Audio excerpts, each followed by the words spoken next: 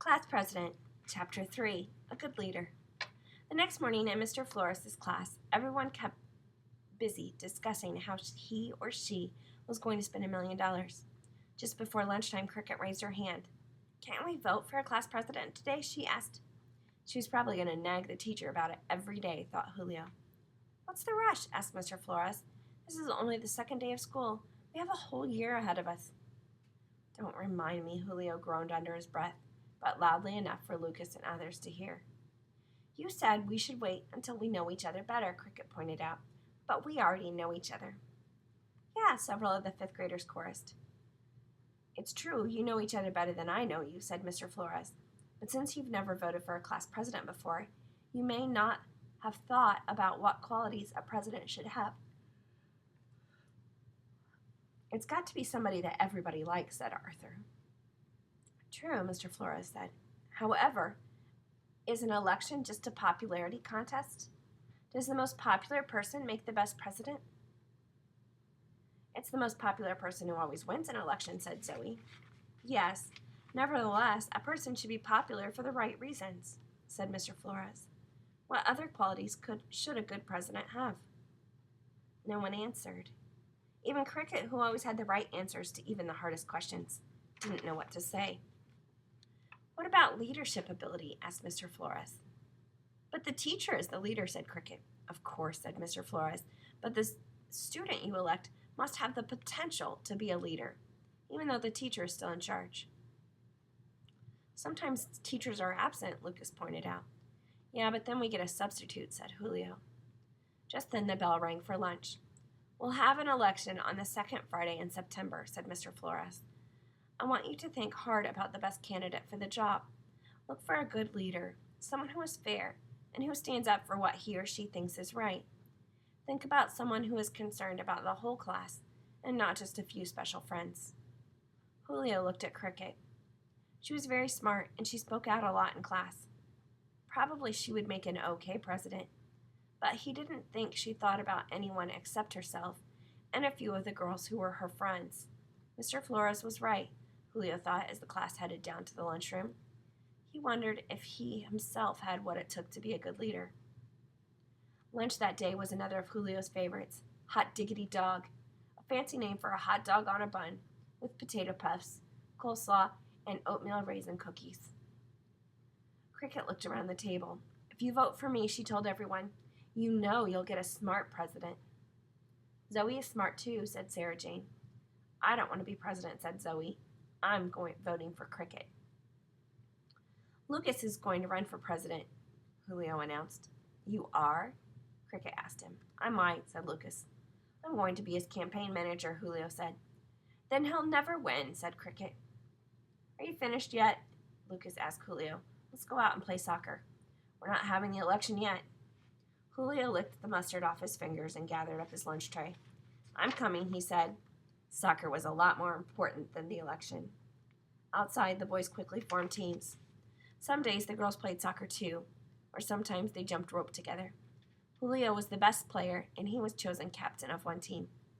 Everyone wanted to be on Julio's team. At recess, Julio was a leader, but not in the classroom. Arthur Lewis stood watching. He didn't move very quickly, and he had never scored a goal in his life. He was surprised and grateful when Julio picked him for his team. Julio kicked the ball and immediately scored a goal. "Yay, Julio!" Zoe Mitchell called out from the sidelines. Julio heard a noise behind him. He turned and saw that Arthur Lewis had fallen down. The other kids kept on running around Arthur as he slowly got up. "Where are my glasses?" asked Arthur. Julio saw Arthur's glasses on the ground. Just then, the soccer ball landed on top of them, breaking the frame right in half. One of the lenses was cracked too. The soccer game stopped, and everyone gathered around Arthur to see what had happened. "They're not looking so good," said Julio, picking up the glasses and handing them to the owner. "My new glasses. They cost a lot of money and they're supposed to be unbreakable." Arthur's eyes filled with tears. "My mother's gonna have a fit." Cry, baby," somebody called out. "He's not crying," said Julio. "His eyes are tearing because he's straining to see without his glasses." Julio put his arm around Arthur's shoulders. "Don't worry," he said. "We'll all chip in and help you pay for them." "Hey, no way," said one of the boys. "Just because he falls over his own feet doesn't mean we have to pay for his glasses." "Who kicked the ball that landed on the glasses?" asked another boy. "That doesn't matter," said Julio. "We were all playing, so we should all chip in. It's only fair."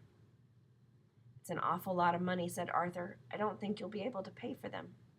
"Don't worry," said Julio. "We'll figure out a way." He stuck his hands into his pockets. He had a quarter and 2 pennies. He handed them to Arthur. "This is just for a start," he said. "Who else has some money?"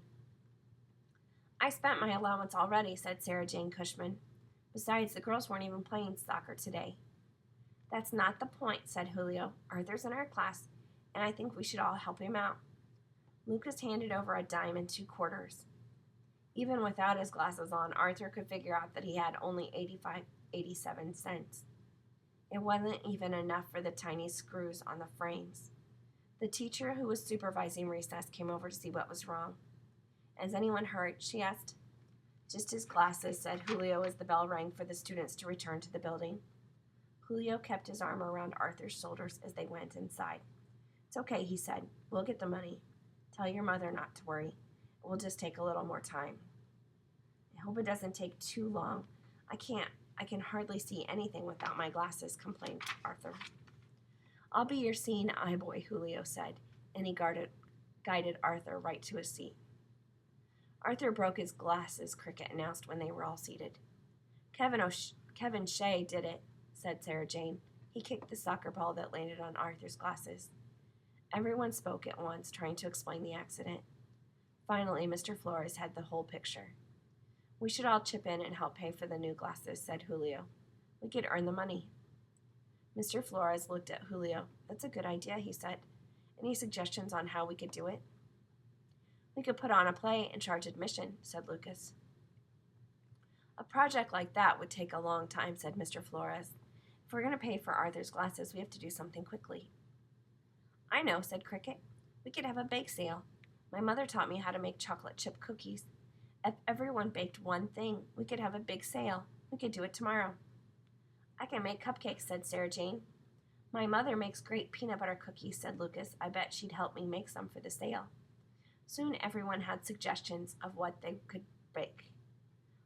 Julio had never baked anything in his life, and he knew his mother would be too tired to start making cakes or cookies when she got home from work. "What about you, Julio?" asked Cricket. She was making a list of what everyone could bring. "We already have cupcakes and 2 kinds of cookies. We can't have too many people making the same things." Julio thought fast. "Brownies," he said, "with lots of nuts." "Good," said Cricket, and she wrote that down on the list. "Tomorrow seems too soon," said Mr. Flores as the students went on with their planning. "Let's have the sale on Friday. We'll put up signs around the school so that everyone will know about it, and then they'll bring a little extra money." Arthur Lewis spent the rest of the afternoon in a haze. He couldn't concentrate because he was worrying about what his mother would say when she saw the glasses. Julio Sanchez spent the rest of the afternoon in a daze. Somehow, he had to figure out how to make brownies between now and Friday. Brownies with lots of nuts. He must have been nuts himself.